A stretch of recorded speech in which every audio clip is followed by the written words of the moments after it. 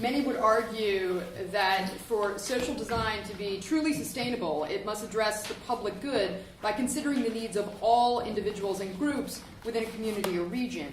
Yet many current models of social design focus on community development projects specifically for low-income communities, rely on external funding sources through charities and grants, and depend on unpaid labor in the form of pro bono design and volunteers. How can social design develop projects and models of practice and implementation that expand community development initiatives to cut across diverse social and economic strata? And why don't we start with you, because in fact you were just addressing that model, and then we'll come back around. Wow. So, there's quite an interesting financial framework now behind affordable housing, and of course, I'm talking about New York City and New York State, because that is really where I am. I'm curious about the Jersey market for a long time, but you guys are very confusing over here. But then again, I'm from New York. As it turns out, through the use of low-income housing tax credits, which provides relief to our major corporations, Sunoco, Mobil Oil, Sun America, people are able to make money. They're able to develop, and what New York State has done, particularly at the state level, is kind of insist that a local community development corporation be a partner, a stakeholder, a local presence in affordable housing development whenever that is possible. And I think that's kind of very profound, because again, I think it puts the programming of what we're doing at a local level. I want to deal with this thing about pro bono really quickly, because how many people here would go, I have to have some surgery tomorrow, minor surgery. My doctor is not pro bono, by the way, and I would be terrified if he was pro bono, to tell you the truth. After 5 years of university and 30 years in the field, and I do, as part of who I am and what I do volunteer and I do throw stuff out there, but the idea of pro bono does not give adequate service to the people who will live in our buildings, to our clients who will finance these buildings. That kind of an effort needs to be paid for, right? Paid for, and there's nothing wrong. Yes. Let's leave it there and move on to Amelia. I guess I'll jump from there and just talk a little bit about, I think, the regional share of affordable housing, because I think what this question is getting at a little bit is how much energy is focused on areas that are high need and already low income. And I guess nothing sort of profound here, but I think we do have a system that really oftentimes can recreate the same sort of socioeconomic isolation that we have. And this happens a lot through the placement of affordable housing and sort of how the whole system for producing it is set up. And I would just maintain that we need a better regional share of affordable housing spread out to high opportunity communities, as well as new units being renovated and fixed up in lower income, lower opportunity areas. Amelia, do you have criteria for that? Criteria? When you for high opportunity communities versus low? Absolutely. Yeah. Well, I guess I'll speak from like an existing sort of example to kind of give some perspective on it. And right now, New Jersey's facing, has faced continued sort of rollbacks to the fair share housing mechanism, like the COA mechanism that we've had for some time. Right now, there's a number of communities in New Jersey that are sort of organizing for communities themselves, like individual communities, to make their own decisions about their share of affordable housing that they need to build. And this is, and we're going to get into I think a home rule question later, but this is sort of I think it's a way in which our regions can stay socioeconomically and racially isolated or segregated overall if we don't address the need for regional fair share of housing. I think high opportunity towns are could be sort of identified on a number of criteria that provide those mechanisms for people to step up from poverty or from working class into sort of a better lifestyle. And so talk about amenities like good education, transportation, all the things that we talk about. So they sort of map to this new urbanist perspective where transportation and accessibility and I think we're talking about the common things that all communities, all people in all communities want. We're talking about good education systems, good access to amenities, safe streets.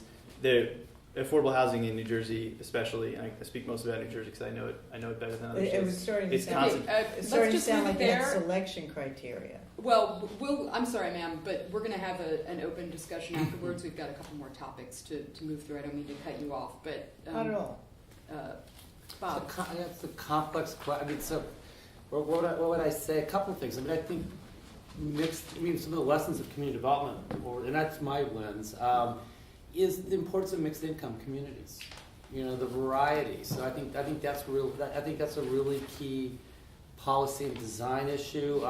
I think when you look at New Jersey, and I've only lived in New Jersey a few years, so that makes me a real expert, right? Or dangerous. Is that I have a really, I come out of more of a regional back. I mean, regionalism is really, it's almost impossible in New Jersey, given the way the political jurisdictions work, the way funding decisions are made. So it's almost like, but I think where I get optimistic, the optimistic side of me, is that I see organizations moving more in a regional direction, partly because of opportunity, partly because of scale. And we're seeing this nationally, and I've seen it also in New Jersey. So I think that's exciting about it. It's going to be really tricky. It's almost like, be like God, you're going to have to create the change you want to see happen, because the political structures here are so complicated. And that's actually what we'll deal with in our... Yeah, and then the last comment is that I think back to sort of design issues. Architects are fun to work with, but they're not. And I've done development. They're not easy to work with because they're frustrated artists. What you do with my last comment with the architect is that it's really critical to bring in the end users, the people who are going to live, in the development. They will tell you things like where the kitchen should be located. The architect has it in the back. They say, no, the kids play out in front or wherever they play. Having people involved in the design decisions, you get a much better product. Thank you. Tony. So let me tell the story of one group in Newark, the Lincoln Park Post Cultural District, Inc., which started out of a charrette in 1999 at the Terrace Ballroom in Symphony Hall. And it started with the vision of creating an arts district around Lincoln Park, which is right across from Symphony Hall in the south end of Newark. And for probably 4 or 5 years, there were almost weekly meetings in back of Integrity House, which is a local substance abuse treatment place, that drew a quite large audience. This has to do with who are the participants in that. They weren't probably potential residents yet of who might live in housing, were housing to be built, but it had to do with defining a program of what it would take to recreate a vibrant art scene in Newark, which had, in the 20th century, in the mid-20th century, like 100 jazz clubs. Today it has maybe 4. So there was an interest in seeing what could be done using Symphony Hall as a base. Well, about 6 years into that, one of the members of the group sort of went off by himself for a while and incorporated as a 501c3 not-for-profit, as a community development corporation called Lincoln Park Coast Cultural District.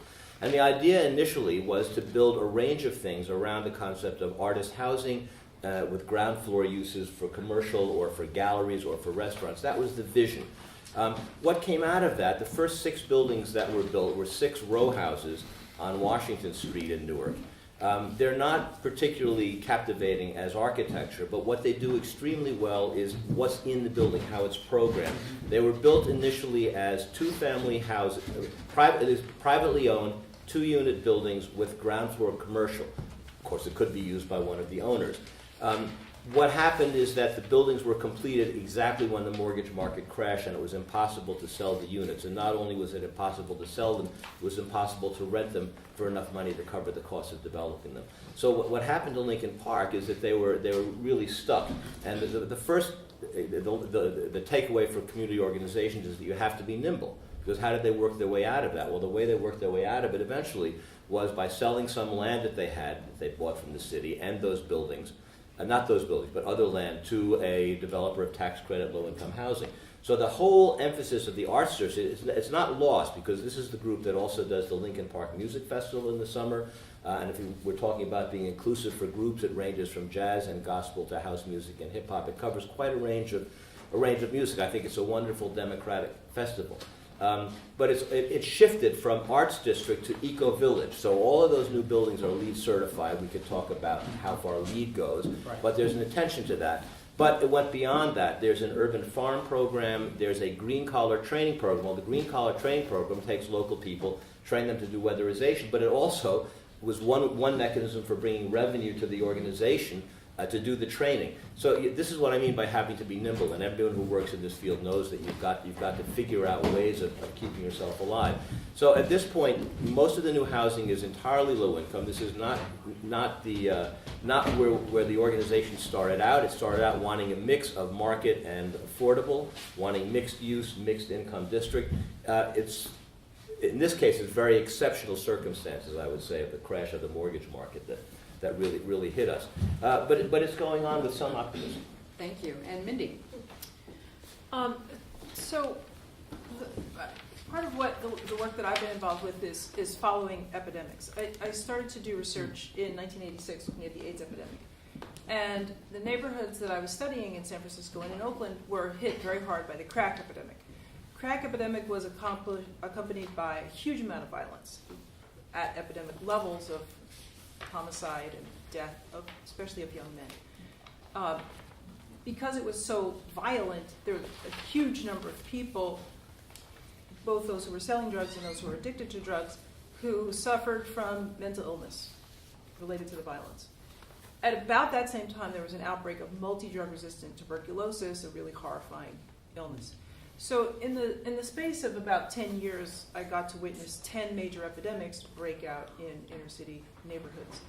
And this led to a focus on what were the things destabilizing those neighborhoods. And what was remarkable about it was that there was a series of policies promulgated by federal, state, and local governments that began, go back as far as you want, but certainly segregation, the imposition of Jim Crow in the 1890s, through the 20th century to now with the foreclosure crisis. And that what these policies have in common is that they repeatedly hit the poorest communities and typically the African American neighborhoods, breaking the neighborhoods, displacing the people, and leading to chaos and dysfunction and disease. We got to a point where we were generating disease at a much faster rate than we could figure out cures. So while there is no question that everywhere I go in the United States, I see things that make me hopeful, that I think are terrific, there's also no doubt in my mind that the kinds of policies that are being promulgated and that the history of those policies is much more powerful and can easily wipe out anything that we do. Just one statistic, I'm on the board of HANDS, Housing and Neighborhood Development Services in Orange, New Jersey, which spent a lot of time working on problem properties. So there were 472 problem properties in 1995 with HANDS, but also a lot of private investment. That number got down to 49 in 2007. And then the foreclosure crisis hit, and now the number's up to 127. So we can't stay ahead of, and we are not staying ahead of these policies. And in destroying communities, they destroy health. They don't just destroy the health of the poor, they've destroyed the health of the nation. So, and they have fed the gross growth in economic inequality. So I think that part of the problem is that most of the things that we take pride in are very small. And most of the things that are being promulgated as national policies are very large.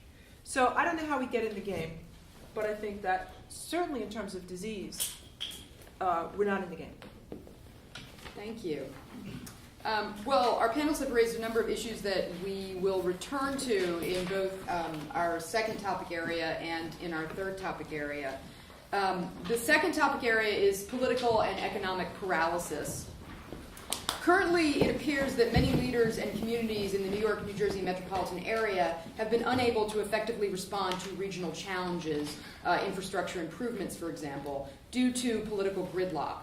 Recent events, such as the cancellation of the Access to the Regional Core Tunnel project, demonstrate a lack of cooperation among state and local level jurisdictions and a failure to address the realities that communities in the region share economic and environmental ties that transcend political boundaries. The proposal to extend the New Jersey Transit light rail